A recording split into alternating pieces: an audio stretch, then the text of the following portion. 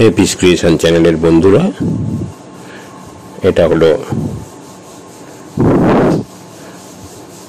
মৌসুমী দ্বীপের শুকতারা রিসর্টের সামনে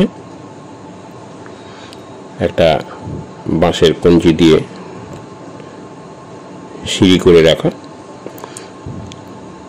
এই সিঁড়ি দিয়ে আমরা নদীর চড়ায় নামতে পারি। অনেক নৌকো নদীর চড়ায় বেঁধে রাখা আছে। এটা হচ্ছে শুকতারা রিসর্টের সামনেটা, বাঁশের কঞ্চি দিয়ে তৈরি এবং সঙ্গে খুব সুন্দর রং করা। কাঠের পাটাতন দিয়ে সিঁড়ি করে রাখা আছে, ওখান দিয়ে নিচে নামে যাওয়া যায়। এইটা হচ্ছে বসার জায়গা, এখানে চেয়ার টেবিল পাতা রয়েছে, বেঞ্চি করা রয়েছে। এই ভিডিওটা আমরা আপনাদের জন্য আপলোড করলাম, আপনারা ভিডিও দেখুন, আপনাদের বন্ধুদের মধ্যে শেয়ার করুন